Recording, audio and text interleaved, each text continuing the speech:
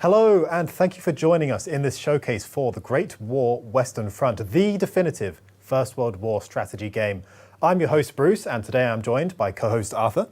Hello, thanks for having me on. Really cool to showcase the Great War Western Front. Now it's out on PC for everyone to have a look at. Yes, I'm super excited. We've got a lot to show you. We're going to be joined by two special guests. The first is a designer from Petroglyph, Chris, who's going to talk us through a bit of the gameplay and the various modes. And then we've also got Frank Klepacki, legendary composer, to talk us through the score behind the game. Yeah, I'm really excited for everyone to see this interview. I was really lucky to interview Frank. People who know gaming will know his music for sure. So I try very hard not to fanboy. Stick around and see if I manage it or not. All of that to come. So without further ado,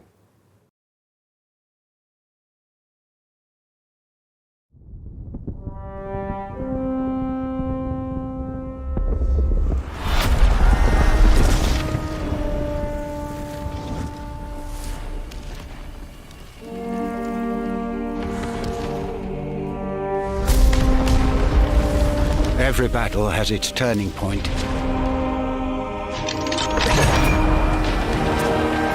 Where every second holds its breath.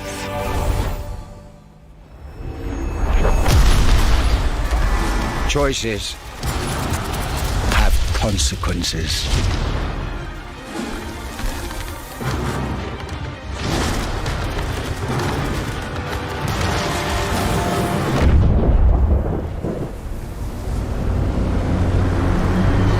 It takes strength, discipline, and integrity to make tough decisions.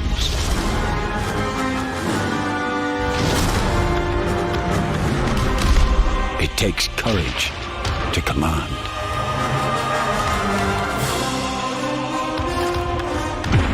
To consider every tactic. Brace for every trial.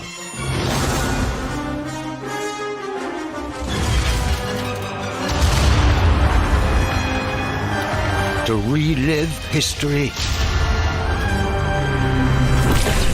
or redefine it.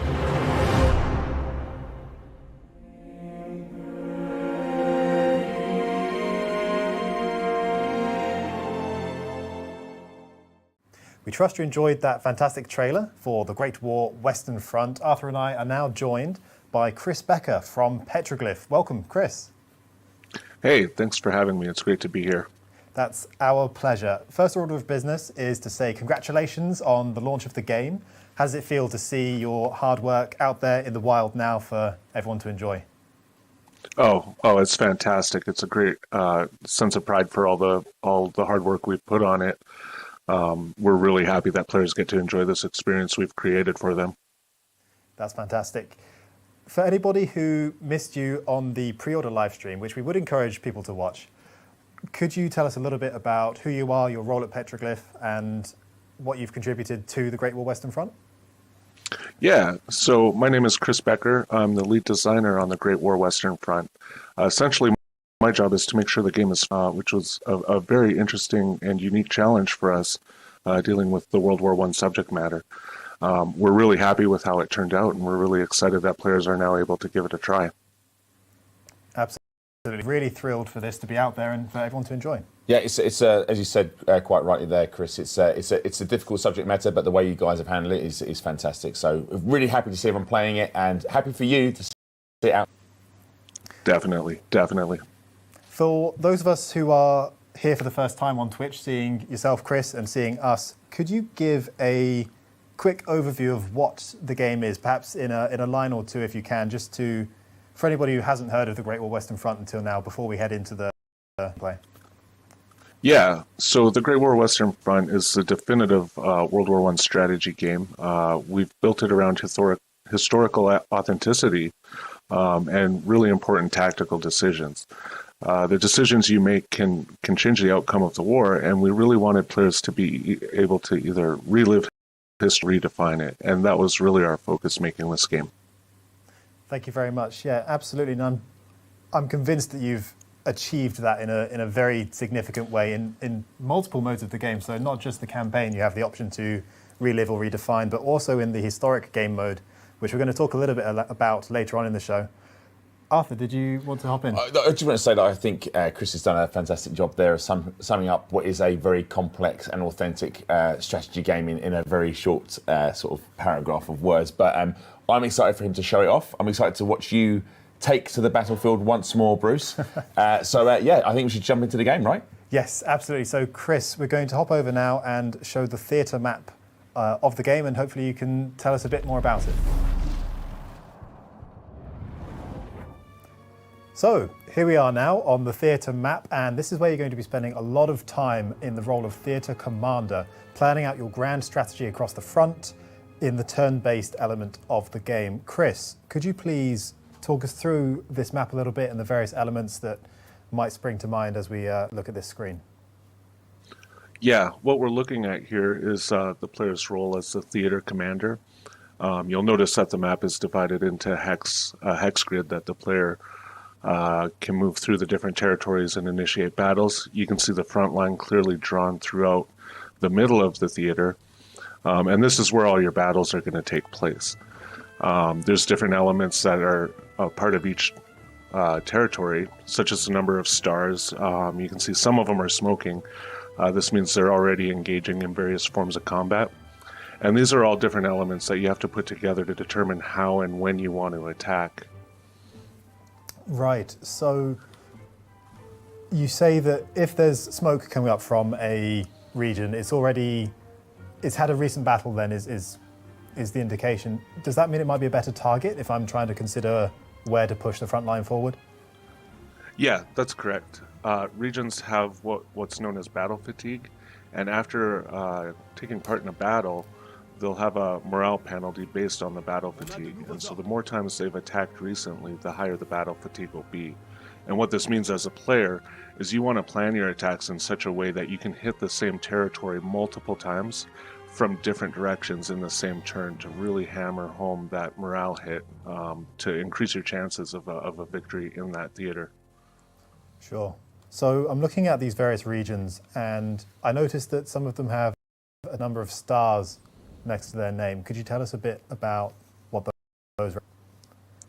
Yeah, those represent the strength of the territory, and to conquer a territory, you have to reduce the stars down to 0.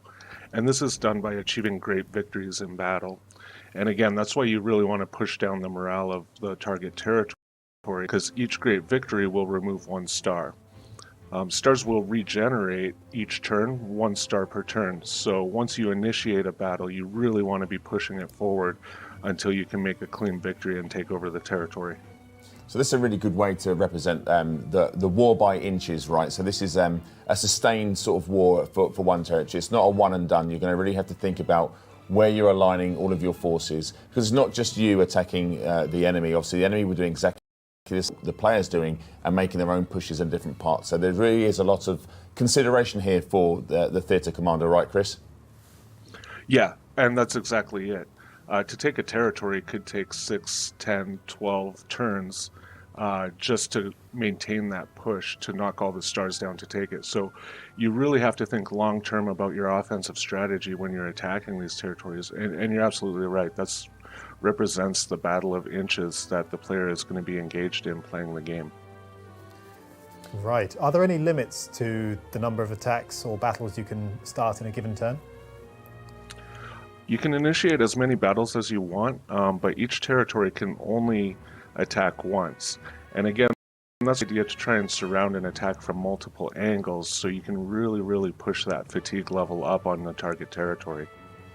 And again, I guess that's why, as an attacking player, you don't want to push too far in just one point, because the more you do that, Chris, right, you're then surrounded on all sides by the enemy. So you really want to advance that front gradually and as one, right? Yeah, that's a very good point. If you end up getting surrounded, then you can get attacked from multiple angles, and you'll be the one taking those morale penalties. However, there is a strategy that really keen players can try and take advantage of, which is trying to go for the capitals. It's possible, but it's very difficult for the reasons you just mentioned. It's your territories are going to be surrounded and they're going to be getting attacked from multiple angles at the same time. So maintaining a push to the capital, while possible, is a very, very difficult strategy to try and pull off. Right. And obviously, and doing that is going to take a drain on national will. So do you want to talk us about what national will, because it's represented on this screen here, Chris, and whereabouts is that on the screen and what does it mean? Yeah, at the top of the screen, you can see each side has a national will value, and the actor takes throughout the campaign is going to affect that national will, both positively and negatively. World War I being a war of attrition, most of the actions are going to be negative. And if either side's national will reaches 0, that represents their side's will to fight has kind of been reduced, and they're going to give up at that point. So as a player, you really, really want to make sure you're hitting your opponent's national will as much as possible while doing what you can to keep yours up throughout the conflict. Cool. Thank you for that, Chris. One of the other key elements on the map, in addition to the regions, are of course the troops. So this is the space in which you're going to be trying to move your troops around and outmaneuver. Can you tell us a little bit about the different types of troops that we can manage from here and how we might do that?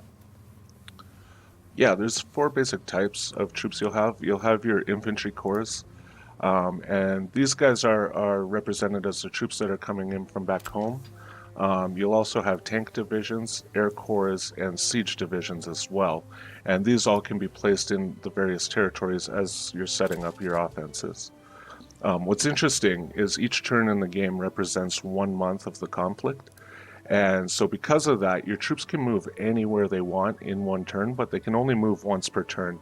And that represents the idea that back during the conflict, getting to one place or another within a month time frame wasn't really that difficult, but moving around a lot after that is not as plausible. So you can set up your troops however you want every season, but you have to consider that your opponent's going to be doing the exact same thing, so there can be a lot of juggling going on.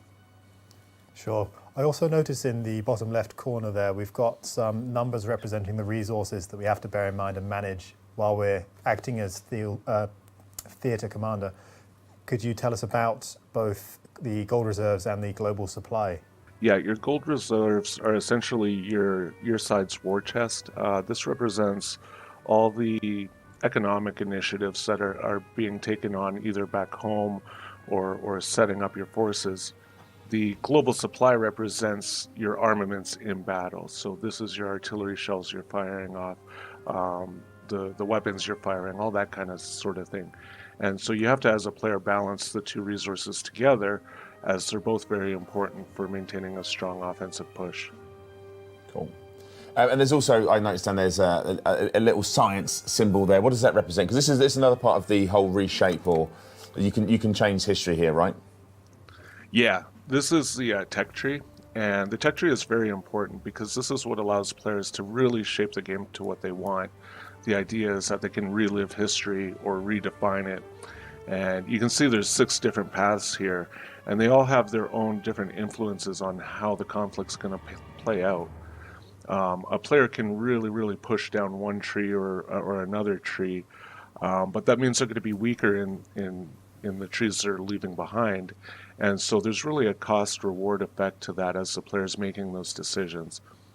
For example, a player could really rush to tanks and try and get tanks out maybe a year earlier than they might have come out in the actual war, but that could leave them weak on the air side or defensive side, or their infantry aren't going to be as strong, right? So those are all decisions that the player has to weigh as they play through the campaign. Sure. So you can also win or lose the war in this screen alone, Chris, right? You definitely could. If you make the wrong decisions or you're trying something a little more aggressive, the benefits may not outweigh the costs. So, for example, you may have tanks out on the field early, but you just don't have anything to deal with the aircraft that the enemy is sending at you. So those tanks really aren't going to be as effective. And those are things that we want the player to experiment with. See if they make different decisions, how might it play out? And we kind of created the game in such a way that they can experiment with that and just try what-if scenarios as they play through. Very excited to see what our players do with these tech trees and how they go about their campaigns. Yes, very interesting. Like you've both said, this is a key way to drive whether you relive or redefine history throughout the war by making these sorts of decisions. So we have multiple tools at our disposal in this role as theatre commander. Thank you for explaining them to us, Chris. And there are many more elements and things that you'll have to consider while you're playing this part of the game. However, we've got a rough idea now that we want to be maintaining and, if we can, pushing forward that front line, picking our battles wisely and preparing for them by managing our resources and the technology tree. So with that in mind, we're going to try and hop into a battle now and see how we do. I'm excited, Bruce. I believe in you. I think you can achieve another great victory. But we'll see. Let's have a go. See. All right, we're about to get started. But if you have just joined us, welcome to the launch stream for the Great War Western Front. I am Arthur, one of the community managers here at Frontier, and I'm joined by the amazing Bruce, and also by the wonderful Chris from Petroglyph, the developer of the game. The Great War Western Front is available to purchase now on PC, available in the Epic Game Store and on Steam. The standard edition is £29 UK, obviously, £29.99, sorry, and €34.99 euros and dollars. However, for £34.99 UK and $39.99 dollars and euros, you can bag yourself the Victory Edition, which comes with a slew of extras, including 5 digital wallpapers, a digital field guide with hints and tips, and also the incredible soundtrack by Frank. If you have a chance to purchase that, I highly recommend it. It is incredible. But enough of me talking. I'm about to witness Bruce in the pre-battle phase, doing your thing, talking us through on the road to victory. Bruce, over to you. That's right. So those of you who saw us in the pre-order live stream will know that I've got quite a strong record, actually. However, there may have been an element of luck before, and I'm feeling so-so. Luckily, I have Chris to talk us through it. So we're in the pre-battle phase, and Chris, what are we going to try and accomplish in this time before the battle actually begins? Yeah, the pre-battle phase is when you set up your troops. Whether you're on offense or defense, you're kind of getting ready for the battle coming ahead. This pre-battle phase represents the month leading up to the battle. So this is when guys were digging out their trenches, placing their forces, getting their artillery into position before the battle actually occurred. So that's what we're going to do right now, is try and set that up. And you can see on the screen there's a whole bunch of trench blueprints that are pre-placed. These are trenches that are remaining from previous battles. So as you're playing throughout the campaign, your trench networks will get more and more complicated as you go.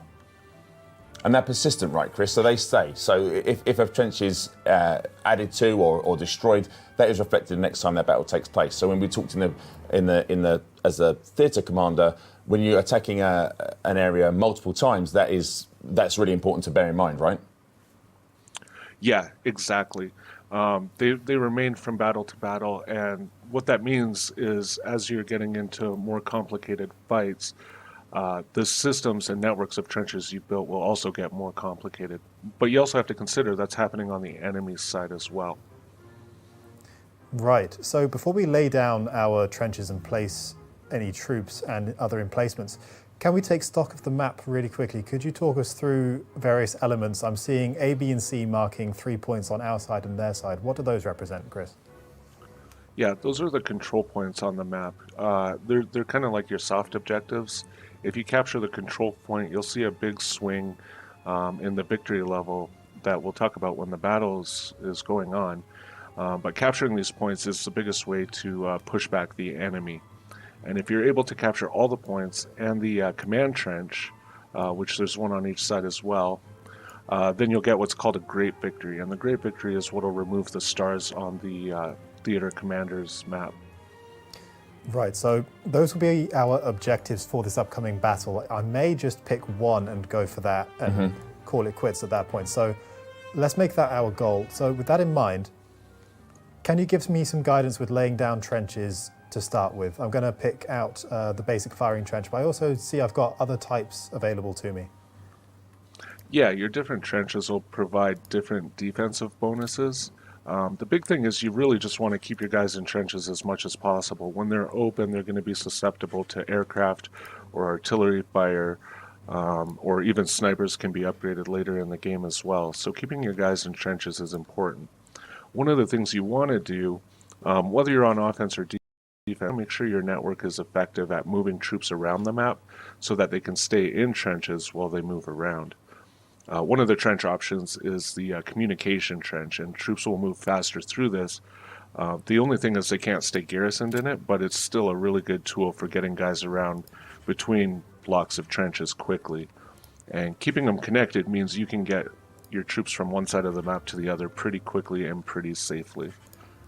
Right, so I'm laying down some of these. It's worth bearing in mind, though, that works both ways. If, say, I'm on a defensive battle, is it the case that this might also help the opponent move through our trenches if we do end up them establishing a foothold?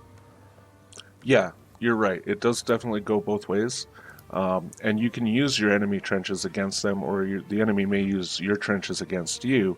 And again, that's why it's important to have your different switchbacks and your ability to bring troops up to where the conflict is happening, so you can kind of get them paused up or held up in the trenches before they can too much further. The faster you can get troops to where they need to be, the better off you're going to be. But it is definitely a very effective strategy to get like a landing spot in your enemy's trench line and then use those trenches to leapfrog forwards to the objectives.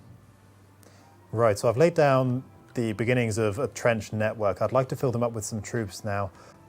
What should I be trying to do when setting up my troops? Let's say I want to attack control point X. That's going to be my objective.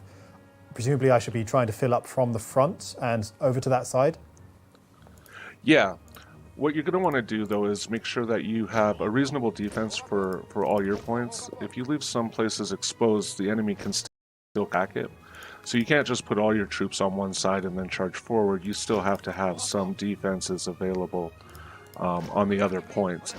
But then after that, yeah, you start looking at where you're going to charge, how you're going to charge, and you want to make sure you have a lot of troops ready to jump over the top and head into no man's land and make that charge at your objective. Right. I mean, this is the other things that you just touched on it there, Chris, and it's important to remember that whilst we are on the offensive in this particular battle, it's not going to stop our opponent also testing our trench system. If we're in adequate defences, we can snatch defeat from the jaws of victory, is what Bruce is good at doing that. So I'm glad you reminded him to fill out his trenches on both sides. But also we have some other defences we can pop in. There are machine gun nests, there's mortars. Players are going to have to get adapted to building trenches with redundancies, right? And these kill zones, because these are really effective defences, right? They have quite a range on them. Yeah, they're very, very good, and you can see they have limited arcs of fire. And so what you want to do is set up those kill zones.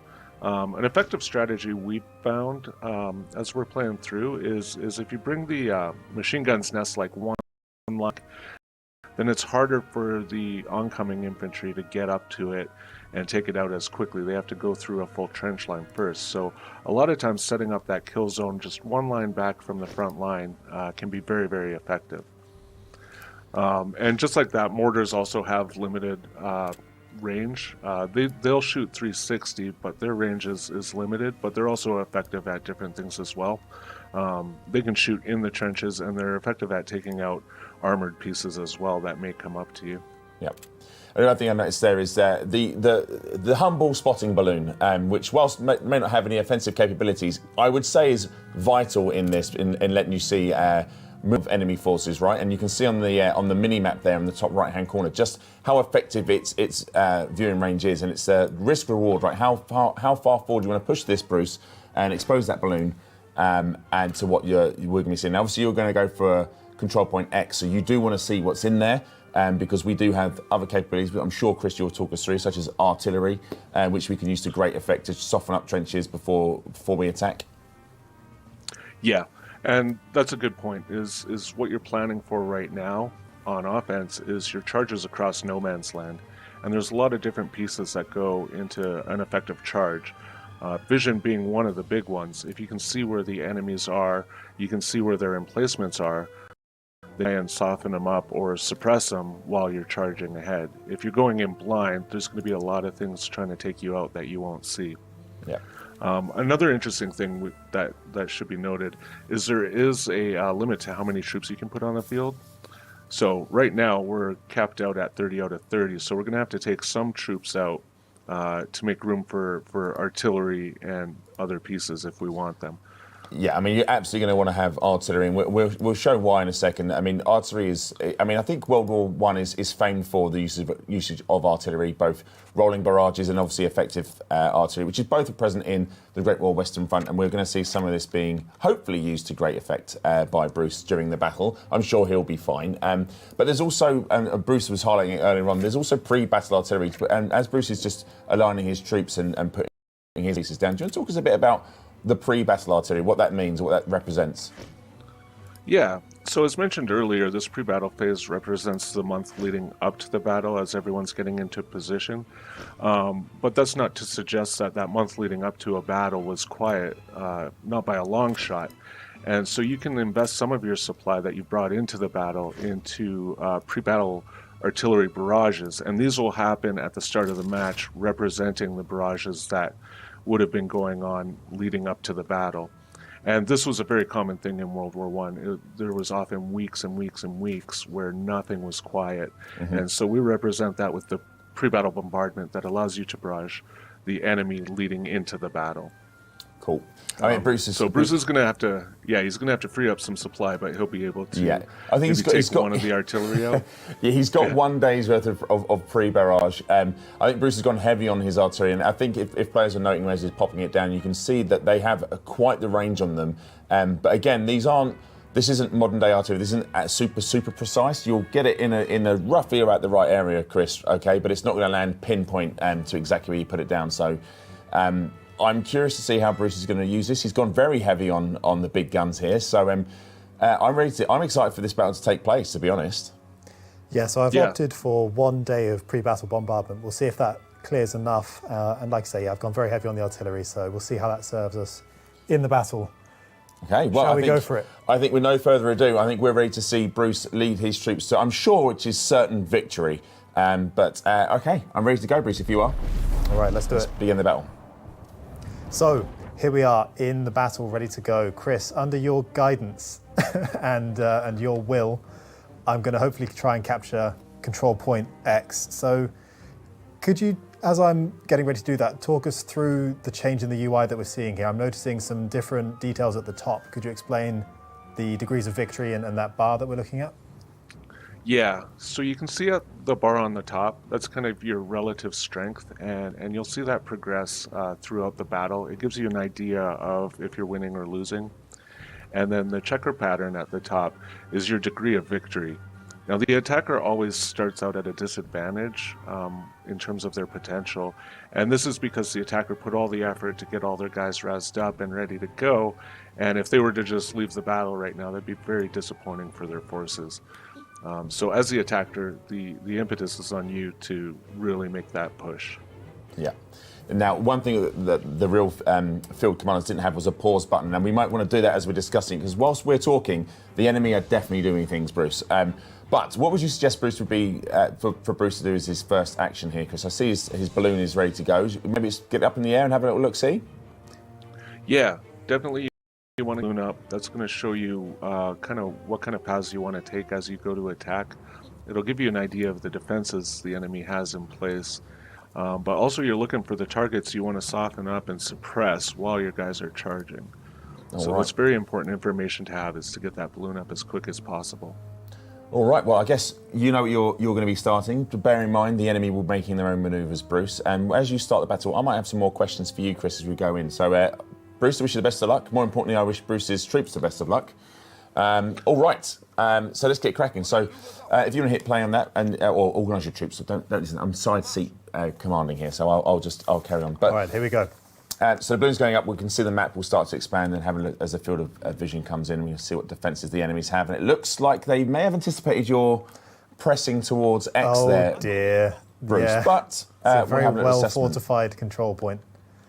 I'm not sure how to approach this. Well, you brought all the guns. Certainly wouldn't approach it as you're doing now, because what we're going to witness if you carry on there is those troops are running without any form of cover or suppression. And Chris, this is very historically accurate here. If Bruce was to continue those troops forwards, they would not last very long at all, would they? No, they wouldn't. all the defenses are ready to go, and those troops would take all of the firepower coming from them. And you've got some barbed wire that you're going to have to navigate through. That's going to slow your guys down, which is even more time for them to take that oncoming fire. Yeah.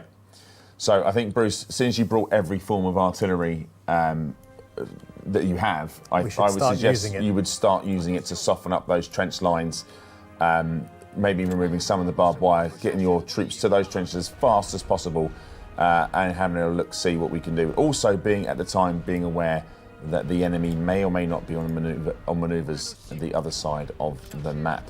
So, Chris, talk me through the different types of artillery. Obviously, we're in a certain stage of the war, but you can research different forms of artillery, right? Yeah, that's correct. Each artillery type has different kinds of barrages that will be useful in certain situations. One of the more interesting ones, for example, is the rolling smoke barrage, and this will provide cover for your troops. It'll fire a line by line barrages right in front of your troops, so you can follow up in the smoke, and that gives you cover so that the enemy can't see your advance. Yeah. Now, what we're seeing here is Bruce's troops I think I'd say are quite exposed, no cover, suppression's coming a little bit too late there, and they lasted hardly any time at all, and their remnants are quite a large number of your force there wiped out, Bruce. So I think maybe before your next push, we look to soften those trenches up just a little bit more aggressively. But again, you're moving your troops you've got in reserve there to your front line, and you'll notice how they're going to move in there. But because we don't have that comms trench, they're going to have to come out to go across, which isn't ideal. But they I think we're relatively safe. But again, I'm not seeing any movement from the opponent forces over there. So a few more rounds of artillery, I think, are required there, Bruce. Yes, I agree. I'm going to have to rethink this a little bit because they're very well fortified on this side. Do you have any advice, Chris? Is it trying to bombard them early is the way to go? Just try and soften them up, like Arthur says? Yeah, there's a little bit of that. You have to consider that still is going to require supply, and you want to make sure you have enough supply to achieve your objectives. There's a couple tricks you can do. You can kind of bombard in between trenches, and that'll spread the suppression around. But the main thing here is timing. So you're going to want to get a decent number of guys ready to go, probably 6 to 10 companies worth. And you can use the time controls here too if you want. So you can go ahead and pause it, make sure you're laying down that artillery at the appropriate time. And the goal is that artillery is going to suppress those defensive positions just long enough for your guys to get up and get in those trenches before they can return that fire. Now, I'm going to suggest that this is an interesting manoeuvre by Bruce. He's moving quite a few companies over here, but we have no idea what is facing them. And there's an enemy artillery coming in there. Yeah. And again, this will make very light work of these troops. And again, this just shows you just how smart your opponents are here. They are not going to sit back and just allow you to constantly harass their lines, right, Chris? Yeah, and that reiterates how important trenches are. By running across diagonally like this, you're opening your guys up to much more fire. And the enemy's going to see them and try and take shots at them. So again, I mean, Bruce he's determined. He is determined to take this trench. We've got some artillery coming in now. I'm not sure if it's timed. Maybe it was just a little bit too late. But again, they're getting hit by them trenches at the back. So maybe we should be suppressing, if we can, those trenches at the back there, because they are laying in some fire quite handsomely on those companies advancing. Yeah, I'm doing my best here. We got one group in there. Yeah, he's got a good force coming here. I think he might be able to, as long as he keeps everything as suppressed as possible, these guys might be able to get that foothold there. But even once they get a foothold, there's a lot of enemies left to try and push forward. I'd hit that back trench if possible. But we've got a few companies coming in now, so this is good. But Chris is right, we can actually destroy a trench, right, which is in some ways quite bad, because we want to utilise these trenches, right? We want to get into them, so we don't necessarily want to wipe these trenches out of existence. Yeah, it can be a catch-22. There's two ways you can destroy trenches. The pre-battle bombardment can destroy trenches, but also with your siege artillery, you get siege artillery abilities and barrages that can also destroy trenches. It's a low chance, so it's not really a good strategy to bank on, but it's something to be aware of that can happen when you're using the siege artillery. Yep. I think now might be a time to pause and assess to give us some chance to, because we have a foothold. We do have two companies in a trench, and they're a bit beaten, but we do have a foothold. So I think job now, really, Chris, right, is to support these troops as fast as possible with some fresh companies, whilst maintaining that barrage of suppression on the enemy lines. Yeah, and this is going to be a good time to call in reinforcements. So all your corps you brought in from the theater commander level, those corps are going to represent troops that you can bring in the battle. And this is, of course, also represented at the bar on the top. But you can see in the lower left there, right now there's 56 companies just kind of waiting to come in. Yep, so we can bring those in. So do you want to click that up and bring those back in, Bruce? So on the Sure, yes. So, sorry, where is that? That's bottom left-hand corner. left. Yeah, you just had it. Yeah, you closed it in your haste to I bring them in. did, yep. Right, so let's bring some additional guys in. Right. I guess we just come But remember, they're going to travel from their entry point. From this point, yeah. Yeah. All right, let's just try and get them to which the is front. another interesting thing about control points. As you capture control points, you open up new avenues or directions for your reinforcements to come in.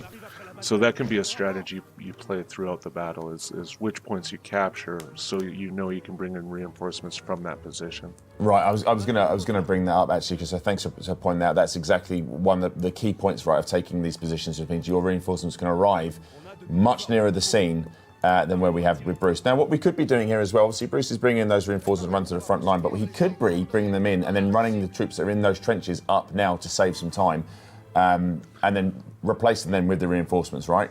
So it's entirely up to you as field commander what tactics you choose to employ. Yeah, there's a lot of ways you can play this out. A common way is you kind of hold your ground and try and bring more troops in. Those troops aren't going to last very long on their own. But there is another tactic. It's moving them forward to lock up the enemy troops as you bring more guys in. Yeah. So while these companies are fighting in melee combat, they're not shooting at people in no man's land trying to come across and join the fight.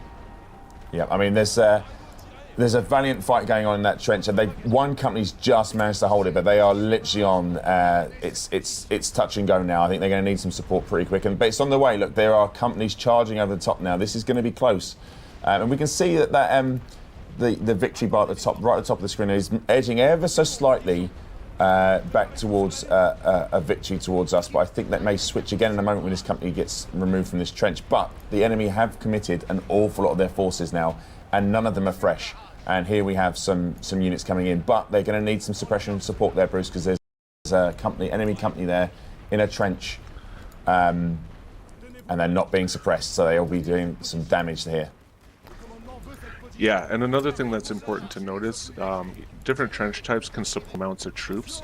And so when you're charging across, you have to keep that in mind as well. If you try and put everyone into the same trench, they're going to kind of bunch up and they're going to be taking fire trying to figure out where to go. But if you spread the trenches out like Bruce is doing now, this gives you a much larger foothold and a much more difficult task for the enemy to try and take care of. Yeah, and you mentioned the different trench types. There's also different troop types that are way more effective at different things, right? So there are troop types that are better at assaulting trenches, troops that are better at defending trenches. Do you want to talk a little bit about what the players will have access to? Yeah, so there's different elite troops, and each country represented in the war has their own types of troops, and in certain cases different elite troops. And these elite troops will specialize in different things that they can do. So for example, you can get flamethrowers that can stand outside of the trench and shoot in and are very, very effective at clearing the trenches out. But also you have grenadiers who will run through the trench lines throwing grenades themselves, and they'll take out emplacements outside the trench, they'll take out the troops ahead of them as they're going through the trench. And so depending what situation you're in, there's different tools that you can use to try and complete the job. Yeah, and it's not obviously World War I was renowned for advancements in technology. We had a flight and obviously the aforementioned tanks. They do play a role in this as well. Do you want to talk a little bit about the armoured and air support in these battles, please, Chris? Yeah, again, everything is kind of a tool to help your objectives, and they all have their different roles. Aircraft, there's different kinds of air missions. From the simplest being balloon bustings. These will take out balloons and prevent your opponent from getting that valuable information on your side and seeing where to barrage. But there's also dogfights to fight other aircraft. There's bombing missions and raiding missions to do different things as well. For example, the bombers will focus on emplacements such as machine gun nest mortars and artillery emplacements.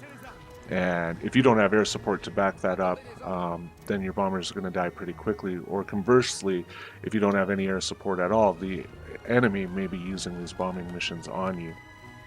Right, and one of the things to know, I mean, there's a lot going on here. I think we might have to dip back to this better in a second, but just to touch on the air power, Chris, one of the interesting things about this is historically, so you can't directly control. Bruce is obviously issuing field commands here to his troops on the fly, but aircraft's slightly different. Can you explain how it's different and why, Chris?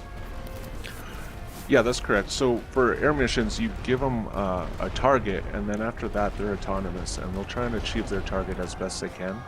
And the reason for this is in World War I, they didn't really have radios. Radios weren't very effective. They still needed wires to connect everything in the few cases where they did have it available.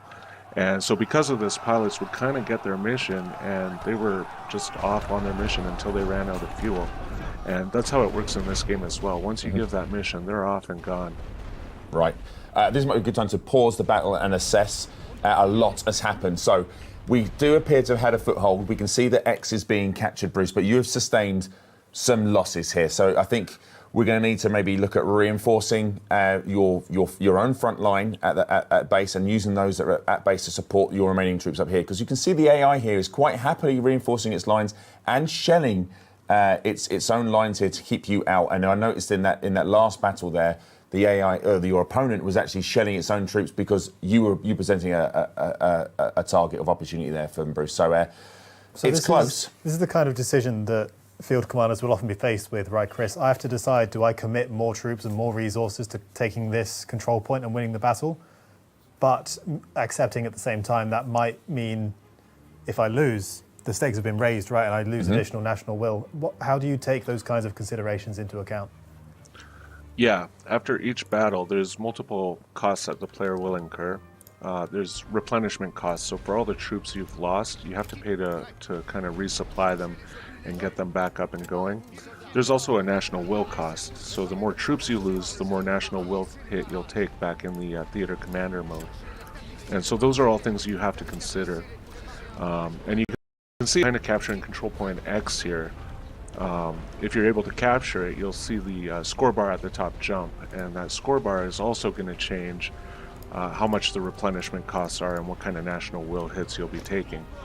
But the key is you have to hold it before they kind of try and take it back. And they're not going to sit and wait. And you can see here the reinforcements are flooding in. And again, here comes some more of that enemy artillery fire in your trenches. So this is a very, very accurate depiction of how it was here. This is very much a war of attrition. You really need to stay on top of reinforcing your foothold because the enemy here are doing a concerted push to get you out of the trenches. And I think the numbers here may be overwhelming, Bruce. I don't know how much support you can put in here. But again, they are also committing forces here to defend. And so this will be affecting national will for your opponent. Yeah, this is definitely a good time to start bringing in more reinforcements as well. You have lots of cap space available. But at the same time, your supply is starting to run low too. All these actions are costing a bit of that supply. So at some point, you'll have to make that determination of is it worth it to keep pushing? Yeah, I mean, we just saw the message there saying our supplies are running very low. So again, this is all the stuff that as field commander, you're going to have to weigh up. Yes, we can keep laying artillery, but it's not free. It does cost. And now we have these reinforcements coming in. And yes, we may end up capturing control point X, but the cost is going to be high, and there is some more very effective enemy artillery coming in here, doing a huge toll on our forces. They try and push these trenches, but we do have two full companies in, and two depleted companies are in. But the enemy's now addressing this. They're moving to engage you. They really don't want to lose X because they understand that if they lose X, that you can start reinforcing from this, and then they're in a really bad position. But their forces, looking at that bar, are quite depleted now, Chris, right? Yeah, you can see their potential bar has dropped quite a bit. I think the key here is to keep bringing more reinforcements into those landing spots, but also make sure they stay in the trenches when they're getting there. So you kind of have to do a leapfrog maneuver where the guys at the foremost of the trench move first, and then the guys after follow up behind them. That's right. If a trench is full, the guys behind it are just going to be like, well, I guess we got to get out now, and that leaves them quite a bit more open. Yeah. So keeping the guys in the front moving forward and the guys in the back following up with them is definitely the way to go. Yeah. So hopefully, Bruce, I think now's the time to start, carrying on shelling, but also bringing in some more reinforcements. I think we need to keep that reinforcement flow coming thick and fast at this moment in time, because you have a mini foothold. I get them in there. So we have that. The artillery's coming in. You're shelling that machine gun nest, Bruce. I'm not sure if you're going to have, all your troops will have the stomach to push any further than X. This has been a cost. Yeah, we've had to fight tooth and nail just to establish this one control point here. I appreciate they might have been fighting a little bit harder because it's directly connected to their command trench, but even so, it has been a hell of a battle just to establish this one foothold. Yeah, but we have reinforcements. It looks like you may be winning the day, and hopefully when we capture control point X, we'll see that victory bar move across. And then it's up to you, really, Bruce, what you want to do. But we can see effective mortar fire coming in there on your troops in those trenches. They're not going to sit there and just accept that you are this close to home. So yeah, it's effective to move them back. We're still within range. But now we have X, so now we can reinforce from this position. Is that correct, Chris? Yeah, you can definitely do that. The cost is still there, though, and the resources are low. So this is one of the important decisions. If you're going to keep pushing, there's going to be more and more cost associated with it. Yeah. You can see the little marker on the scoreboard move towards the center there, which kind of suggests leaving now would give us somewhere in the realm of a stalemate. Yep. But if you keep pushing, you're really pushing the idea that it could get worse, maybe it could get better, but that's the choice you have to make as a commander. So it's a choice you're going to have to make at this moment in time, Bruce. Sure. I mean, it's been hard work, but you've achieved what you wanted. But I have, but the cost may have been too great this time around. I think the sensible decision in this instance is going to be to call a ceasefire. So thank you so much for guiding us through it, Chris. We're going to call an end to this battle, but we will see you later on in the show to talk us through the historic battles game mode, where we can take another look at the game from a different angle. So thank you so much for your help here this time around. So we can look at the battle now in the battle end screen to assess the results. And this one, a firm stalemate, unfortunately. Not the most successful offensive launched. Wasn't what you were after, I don't think. As soon as I saw the defensive that they had set up for Control Point X, I knew I was in for a rough time, so I wasn't able to establish the win. But we can take stock of how it went and prep for future battles by looking at the battle end screen. Yeah. So what kind of detail should we be paying attention to? I mean, I think there's some stuff that we need to look at. I mean, there's some basic information that we can all sort of ascertain. So obviously there was 3,213 basic infantry you took out from the Central Powers. However, Bruce, you did lose 5,214 of your own. Now, obviously, you were assaulting defences, so we expect to take some casualties, but I think that's probably a little bit too many. Sustained very heavy losses. Yeah. I was throwing a lot of troops at trying to just establish that foothold. Yeah, and we can see there's battle honours on each side here, which do affect, obviously, some of the scoring. We don't have time to go into this right now, but we'll have a look at this other page, which is the battle detail, and it just shows you a little bit more detail of what went on. And you actually see at the top here, this will update when you go back to the strategic view, but you actually lost national will and they gained. We can't go any higher than 450, but had they been on a lower national will, they've actually seen that as there's been a benefit for them. Sure, so I guess the flavour here is we planned this attack and we're hoping for a win, a boost of morale to national will, but because we weren't able to establish that, we have taken a knock. We've lost a lot of troops and we haven't really got anything to show for it. So not what we were looking for, but this is the nature of the game. There's a lot of things for people to consider, for players to consider. A lot of strategic elements to put in place, being the timing, utilising the various elements available to the resources. I would say using the pause button, assessing and timing. Timing's everything. Timing, suppression, everything. But yeah. Great to watch, though. Great to watch. Oh, yes. A lot of fun to play. So we're going to see Chris back in a little bit. But before then, Arthur, you're going to be I'm excited. Interviewing I'm excited. Yeah. The legendary composer, Frank Klepacki. So we will see you in a moment for that. I want to go and do that now. Okay, so welcome to the show, Frank. Thank you so much for joining us. Tell us a little bit about who you are, Frank, and what do you do? Hi, thanks for having me. Yes, so I'm Frank Klepacki, the audio director and composer for the Great War Western Front. I've worked with Petroglyph pretty much since the beginning, so, and I have history with a lot of the members going back to Westwood Studios. So I've worked on games like the Command and Conquer franchise, and of course, Star Wars Empire at War, Blade Runner, Lion King, just to name a few back in the day. And Just a few. yeah, and the list goes on, but yeah. So my primary responsibilities, of course, as an audio director, is to oversee all of the sound in the game. The sound design, the voiceovers, the implementation, of course, the music soundtrack, and that's what I'm excited to share and talk to you about today. Amazing. I think your musical history is incredible. Now, I did say this before we were recording, but I am a bit of a fanboy. This is a bit of a bucket list moment for me, Frank. So thanks. It's a great pleasure for me to talk to you. A lot of your music is synonymous with the games I grew up with, and I'm sure a lot of our audience will be really pleased to see you on screen. So I'm going to try my hardest to keep this professional, but I'm going to try. So talk us about the Great War Western Front and how you went about composing music for what is a very serious subject, but obviously the music itself is very incredible, very emotional. Where did you start with this? So as it did for most of the team, I just started with a lot of research. We just really dove into the history of World War I, kind of, schooled ourselves on, what the subject matter is, what we're dealing with, what the emotional context of it is. Obviously, it's known to be a very brutal, kind of overwhelming war. And so the challenge for me was, how do I, make a score that doesn't depress the player? It's like, so it respects history, but doesn't, bring you down too much. And I found, that I was able to really hone in on a lot of pieces that felt neutral in regard to how you set up your battles and how you, prepare, your layouts and things like that. Even in the theater commander mode, in the strategic layer of things.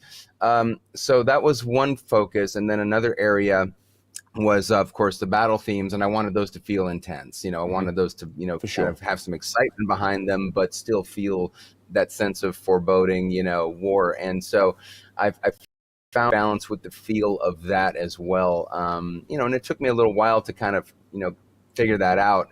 But once I did, I kind of got on a roll, and I was able to run with that. Cool. There's a fantastic documentary that we put out on YouTube that sort of goes through the process, which we'll shout out some links to in a little while, and it's well worth a look. But do you talk us through some of your inspirations behind, like, where did you get started with this sort of soundtrack? I have watched this, and obviously you have some very interesting insights about where you got started, but can you talk us through about the inspirations behind some of this score in the Great War Western Front?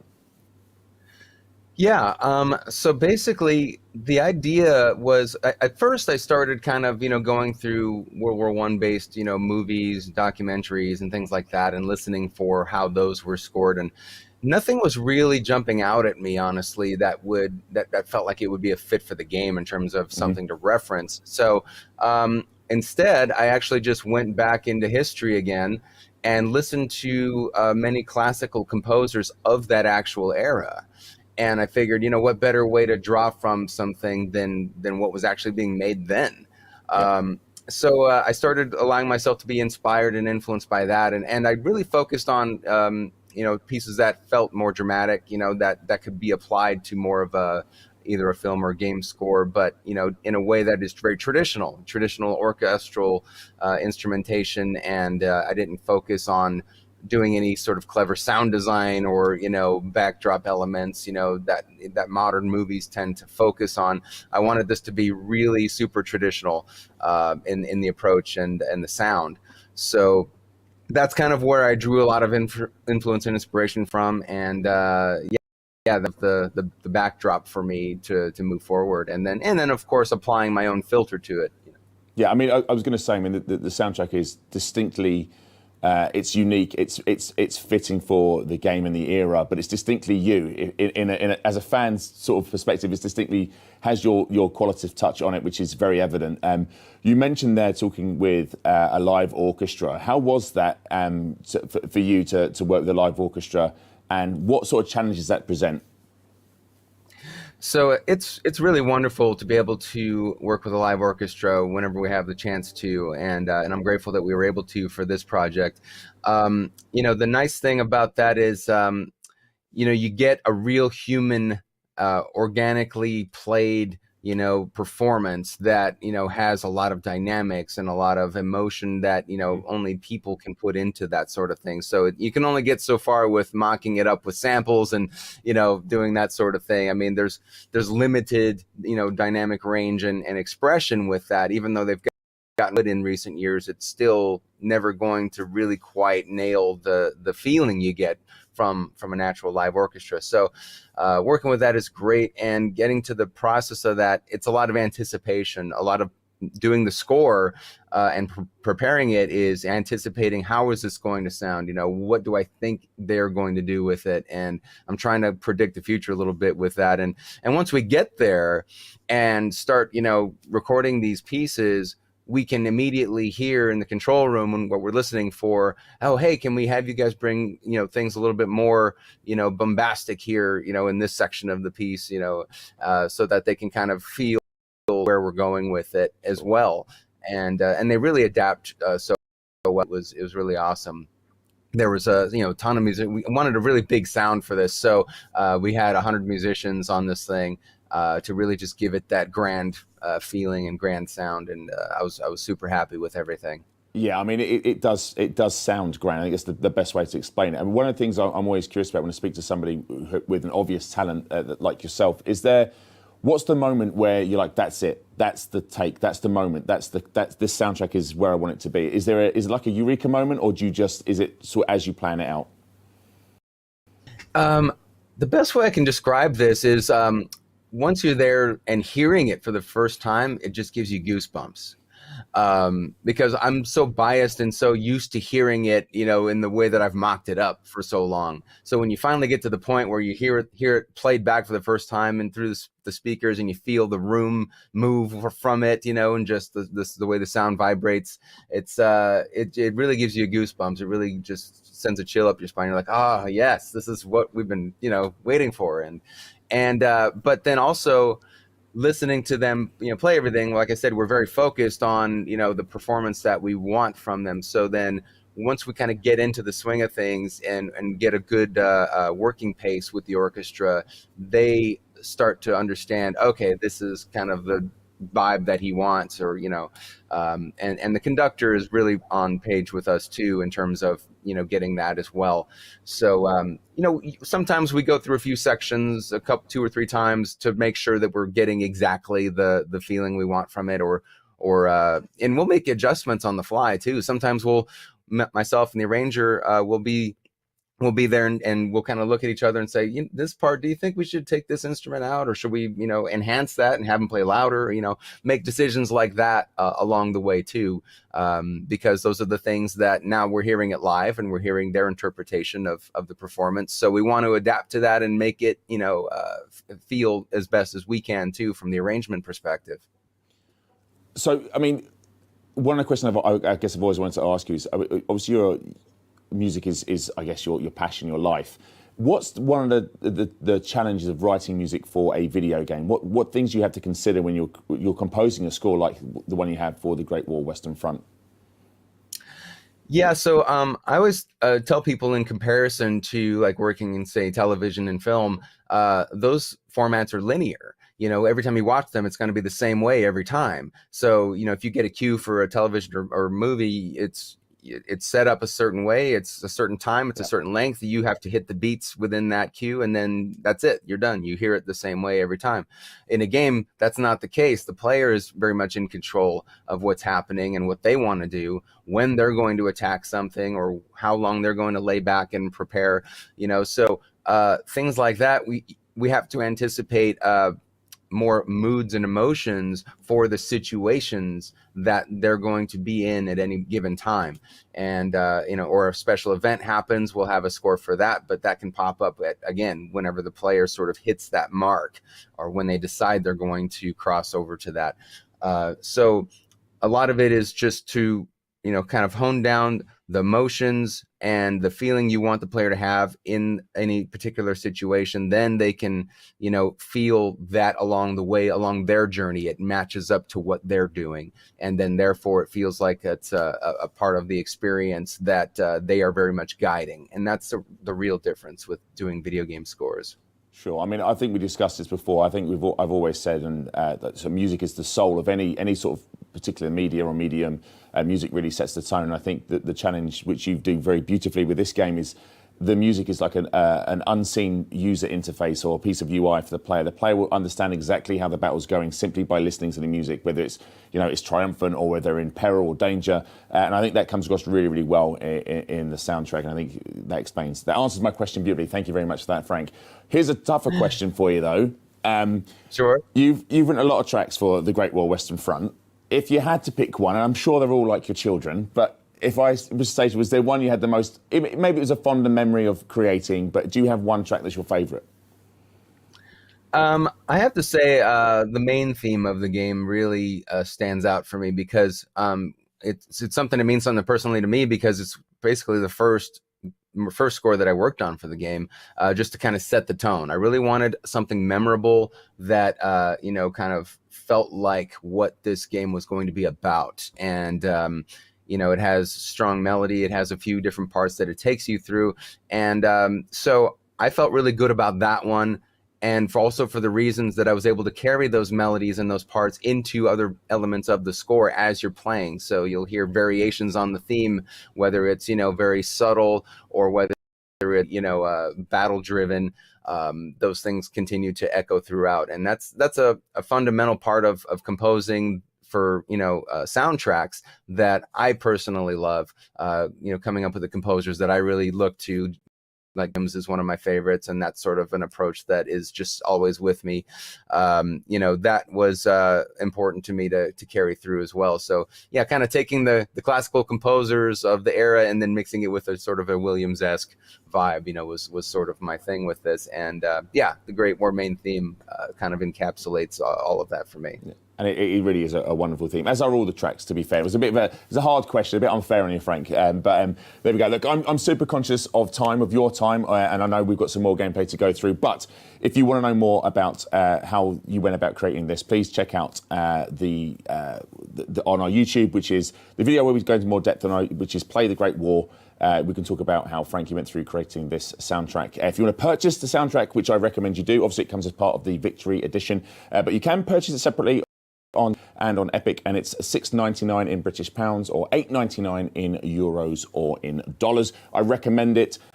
Have it. You'll hear some of it as we're doing some of the gameplay. It really is something to behold. Frank, I could chat to you for ages. I'm probably going to bend your ear after we're off stream because I just want to fan some more. But thank you so much for joining us. It's been a real pleasure. We're going to go back to Bruce and to Chris, and we're going to look at one of the historical battles. Thanks again, Frank. Catch you in a bit. Thank you. Thanks again to Frank for sharing all of those details with us about the score behind the game.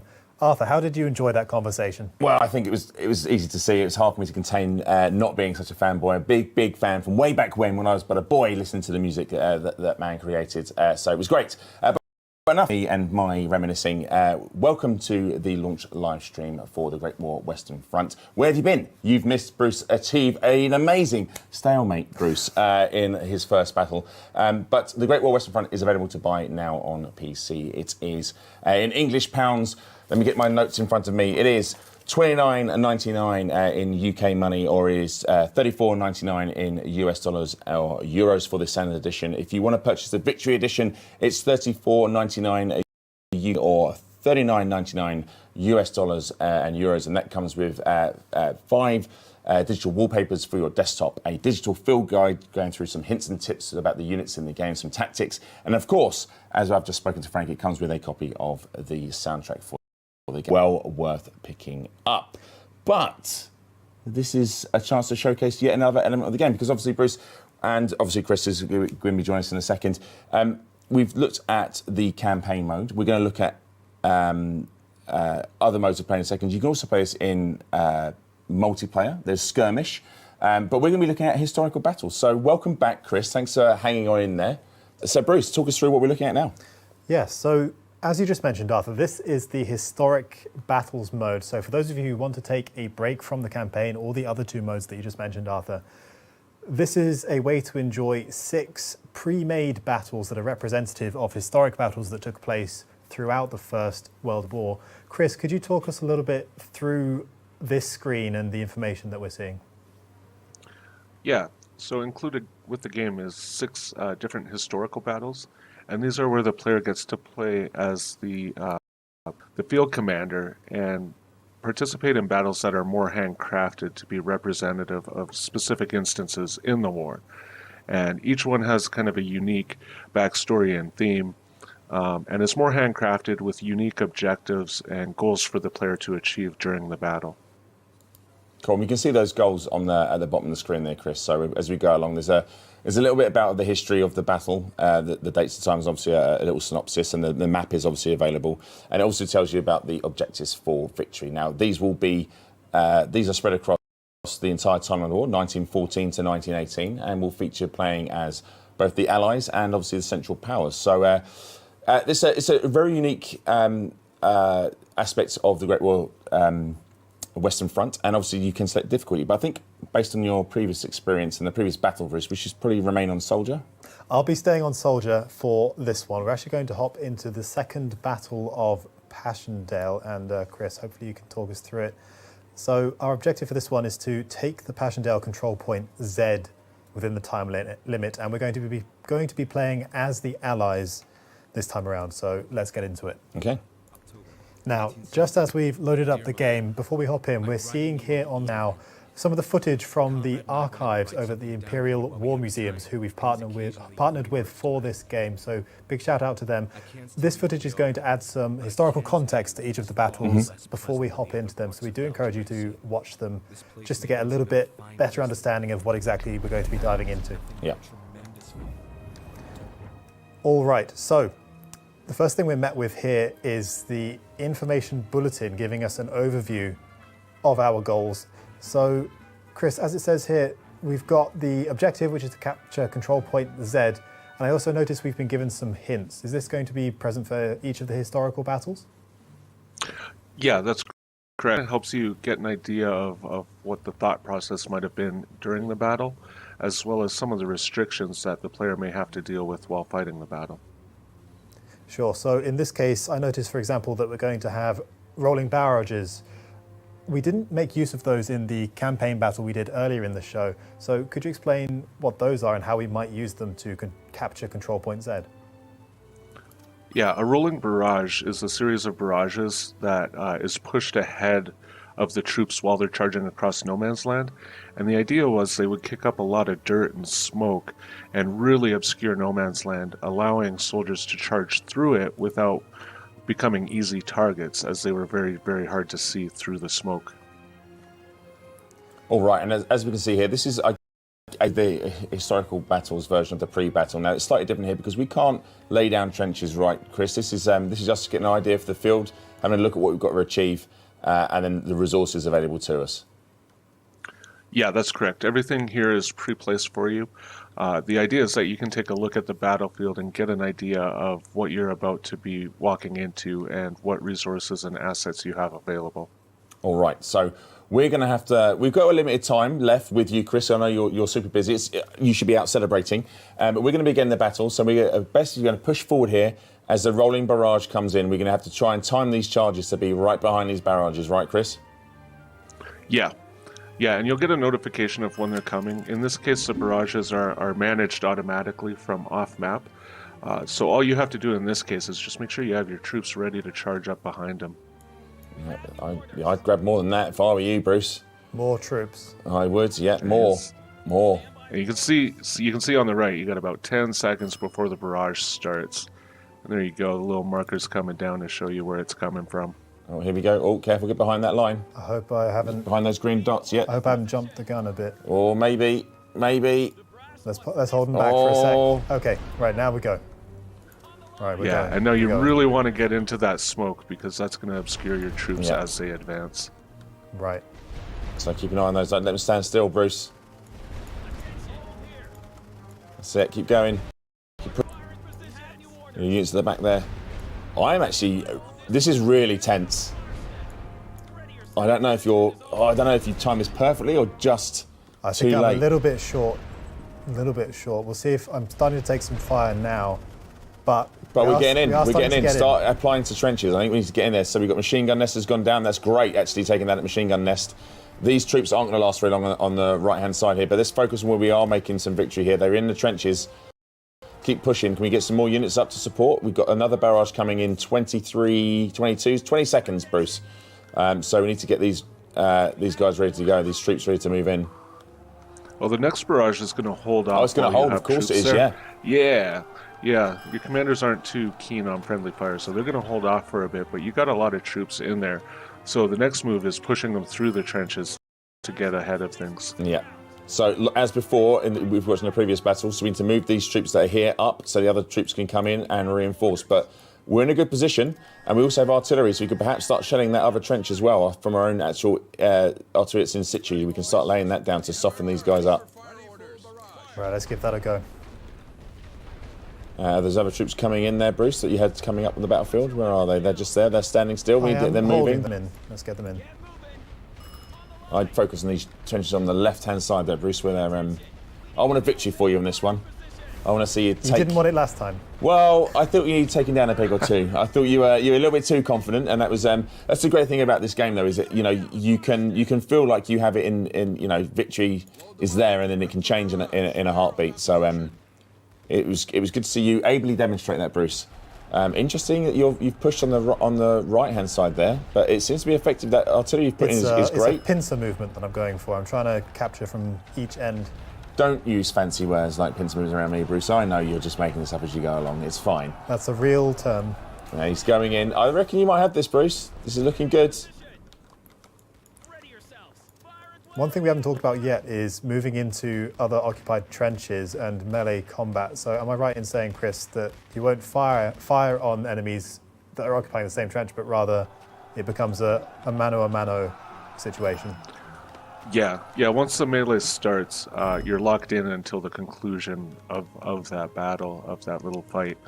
And the reason is, if you're kind of in a trench fighting with a bunch of other guys, and you decide to jump out and run away, you're probably just going to get hit in the back. So once you're in till the conclusion. So this is actually quite smart what you're doing here, Bruce. You're just softening up the rest, because as you were just advised there, it's to be wise. We've just thrown a lot of troops forward, but we haven't really replaced them in the trenches on our own front line. So if they were to attack, but there we go. Victory achieved. Well done, Bruce. You've redeemed yourself from the previous battle. Chris, how would you say Bruce did there?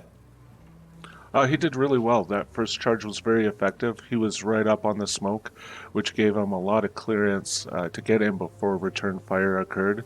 The little return fire that did come back at him was a little too late, so timing it with that rolling barrage was really, really effective. Amazing. Brilliant. Thank you so much for your help, Chris, and for joining us throughout this show. Is there anything else you would like to say to players and people who are interested in buying the Great War Western Front?